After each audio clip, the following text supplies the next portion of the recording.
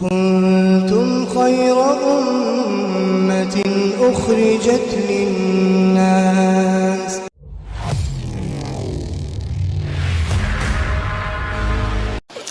اعوذ باللہ من الشیطان الرجیم بسم اللہ الرحمن الرحیم واصبر علی ما یقولون وہجرہم ہجرا جمیلا۔ دوستو، اللہ رب العالمین نے جو اپنے پاک کلام میں یہ آیت کریمہ فرمائی تو اللہ تعالی نے کس کو مخاطب کیا؟ یہ ڈائریکٹ اللہ کے نبی محمد مصطفیٰ صلی اللہ علیہ وسلم کو مخاطب کیا۔ جب آپ دین کی دعوت دیں گے تو آپ کے اوپر حالات آئیں گے، پریشانیاں آئیں گی، مشکلات آئیں گی، مصائب آئیں گے، مصیبتیں آئیں گی۔ خبردار صبر کریے، ایسا صبر کریے جو جیسا صبر کرنے کا حق ہے، جیسا صبر کرنے کا حق ہے۔ دوستو، جب اللہ رب العالمین اپنے لاڈلے نبی محمد صلی اللہ علیہ وسلم کو صبر کی تلقین کر رہے ہیں تو ہم لوگ کیا ہیں، ہماری کیا بساط ہے، ہماری کیا اوقات ہے، ہماری کیا حیثیت ہے؟ دوستو، آگے بڑھنے سے پہلے ہمارے چینل کو سبسکرائب ضرور کر لیں اور ہماری ویڈیوز کو زیادہ سے زیادہ لوگوں تک شیئر کریں۔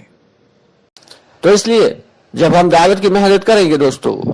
تو حالات ضرور آئیں گے، مشکلات ضرور آئیں گی، پریشانیاں ضرور آئیں گی، کبھی مالی اعتبار سے، کبھی جانی اعتبار سے، کبھی معاشی اعتبار سے، کبھی جانا ہے اللہ کے راستے میں اور خرچہ نہیں ہے، اور کبھی جانا ہے اللہ کے راستے میں اور بچہ بیمار ہو گیا، کبھی جانا ہے اللہ کے راستے میں بیوی بیمار ہو گئی، کبھی جانا ہے اللہ کے راستے میں اور گھر میں کھانے کو خرچ نہیں، کیسے جائیں؟ یہ سب حالات آئیں گے۔ ان حالات پر جو جمع رہا، ان حالات میں جو جمع رہا اسی کو استقامت کہتے ہیں۔ جو کہا نہیں جاتا کہ دعوت کی محنت استقامت کے ساتھ کرنا ہے، اس کا مطلب یہی ہے کہ حالات کیسے بھی ہوں، پریشانیاں مشکلات کیسی بھی آئیں، لیکن دعوت کی محنت کو استقامت کے ساتھ کرنا ہے۔ یعنی جس وقت جو حکم ہو گیا اور جو پہلے سے ارادہ کر لیا، تیاریاں کر لیں، اب ان پر عمل درآمد کرنا ہے کہ یہی اس وقت جو حالات آئے ان پہ صبر کرنا ہے۔ یہی تو اللہ کی جانب سے آزمائش ہے۔ یہ جتنے بھی دنیا کے اسباب ہیں یہ سارے کے سارے اللہ تعالی نے آزمائش کے لیے رکھے ہیں۔ انما اموالکم واولادکم فتنہ۔ اللہ تعالیٰ کیا فرماتے ہیں کہ تمہاری اولادیں اور تمہارا مال تمہارے لیے زبردست قسم کی آزمائش ہے۔ دوستو، اگر ہم ان آزمائشوں میں پورے اتر گئے اور مرتے دم تک ہم دعوت کی محنت میں لگے رہے یہاں تک کہ موت آ گئی، تب ہم سمجھیں کہ ہاں ہم نے دعوت کی محنت کا تھوڑا بہت کام کر لیا، ورنہ آج یہ چلا 4 ماہ اور 3 دن یہ لگانا مقصد نہیں ہے، بلکہ اصل تو یہ ہے کہ ہمیں مرتے دم تک اس دعوت کی محنت کو اپنا کام سمجھ کے کرنا ہے، اپنا کام سمجھ کے کرنا ہے۔ اگر ہم اس کو اپنا کام سمجھ کے کریں گے تب بھی اس میں کامیابی ملے گی۔ بھائی اگر اللہ کا کام سمجھ کے کریں گے تو کبھی کیا، کبھی نہیں کیا، کبھی چھوڑ بھی دیا، کبھی چھوٹ بھی گیا۔ لیکن کوئی شخص جب اپنا کام ہوتا ہے، جیسے کوئی شخص ملازم ہے، اب اسے معلوم ہے صبح ہمیں 8 بجے ڈیوٹی پر پہنچنا ہے، تو اسے کسی کو اٹھانے کی ضرورت نہیں، کوئی اس کو اٹھائے یا نہ اٹھائے، وہ خود بخود اپنے وقت پہ تیار ہو کے اور ناشتے وغیرہ سے فارغ ہو کے اور چلا جائے گا اپنی ملازمت پہ۔ جو شخص تاجر ہے، دکاندار ہے، اسے کسی کو صبح میں اٹھانے کی ضرورت نہیں، اپنے مقررہ وقت پہ وہ خود ہی تیار ہوگا اور چابی اٹھا کے اپنے شاپ پر چلا جائے گا۔ تو جب تک ہم اس کو اپنا کام نہیں سمجھیں گے، اپنا کام سمجھ کر نہیں کریں گے دوستو، اس سے وہ فائدہ نہیں ملے گا جو ملنا چاہیے۔ ہاں اللہ یہ کہ ثواب بے شک ملے گا، جتنا کریں گے اتنا ثواب ملے گا، اتنا بدلہ ملے گا، لیکن جب تک ہم اس کو اپنا اصل کام سمجھ کر، یعنی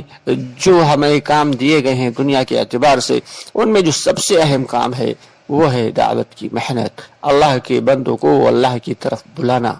پیار سے، حکمت کے ساتھ، بصیرت کے ساتھ۔ تو دوستو، جب ہم ذرا پچھلی غور کریں کہ حضور پاک محمد مصطفیٰ صلی اللہ علیہ وسلم نے جب ہجرت فرمائی مکے سے مدینے کی جانب، تو قریش مکہ نے پیچھا کیا اور انہوں نے جو ہے انعام رکھ دیا کہ جو شخص حضور پاک صلی اللہ علیہ وسلم کو پکڑ کر لائے گا اسے اتنا بڑا انعام دیا جائے گا۔ آپ صلی اللہ علیہ وسلم کے ساتھ حضرت ابو بکر صدیق رضی اللہ تعالیٰ عنہ ہیں، چلے جا رہے ہیں مدینہ کی جانب سب سے آگے جو دوڑنے والا تھا اور اپنے گھوڑے پر سوار تھا وہ تھا سراقہ نے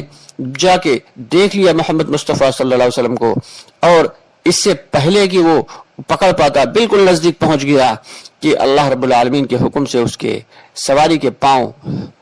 ریت میں دھنس گئے۔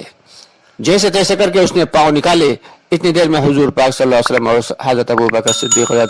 تھوڑا سا اور آگے بڑھ گئے تھے۔ اس نے جیسے تیسے کر کے اپنی سواری کے پاؤں باہر نکالے اور پھر بیٹھ کے پھر پیچھا کیا، اور بالکل نزدیک تھا اس سے پہلے کہ پکڑ پاتا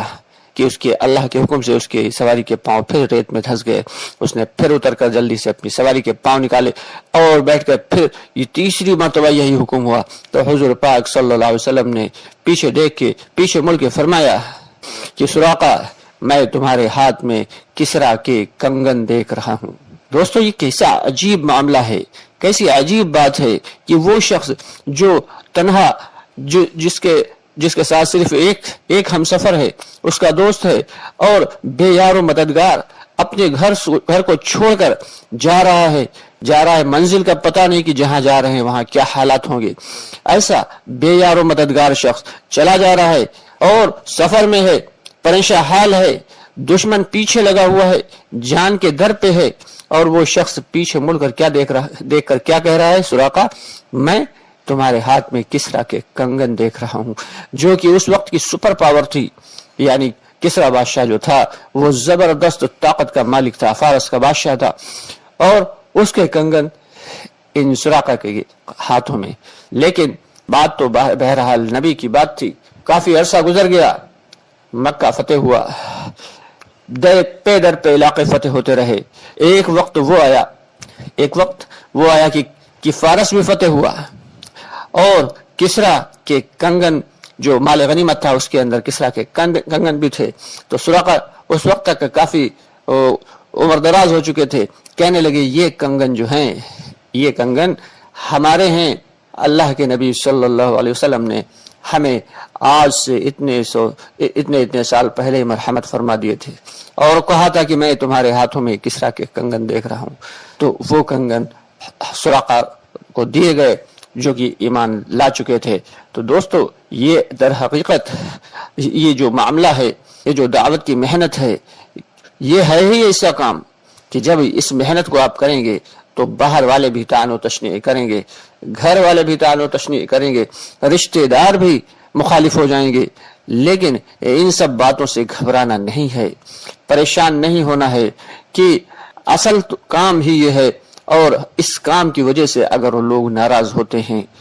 لوگ روٹھ جاتے ہیں تو روٹھ جانے دو، ہمارا رب نہ روٹھے، دنیا روٹھے تو روٹھے۔ ایک حدیث میں آتا ہے کہ جو شخص لوگوں کو خوش کرنے کے لیے ان لوگوں میں کیا ہے، گھر والے بھی آتے ہیں، باہر والے بھی آتے ہیں، ماں باپ بھی آتے ہیں، رشتہ دار بھی آتے ہیں، بھائی بہن بھی آتے ہیں۔ کہ حدیث کا مفہوم ہے کہ جو شخص لوگوں کو خوش کرنے کے لیے اللہ کو ناراض کرتا ہے تو اللہ تعالی اس سے ناراض ہوتے ہی ہیں اور لوگوں کو بھی اس سے ناراض کر دیتے ہیں۔ اور جو شخص لوگوں کو راضی کرنے کے لیے، اپنے رب کو راضی کرنے کے لیے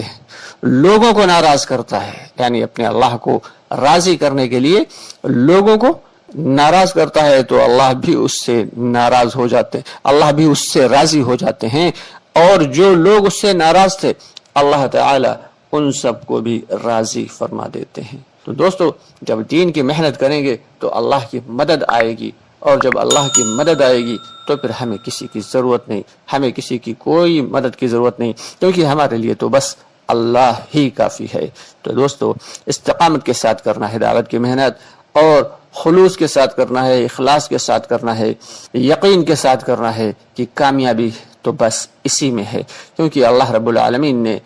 دین اور دین کی محنت میں ہی کامیابی رکھی ہے، چونکہ اب کوئی نبی آنے والا نہیں ہے، اور یہ ذمہ داری امت محمدیہ کو دی گئی ہے،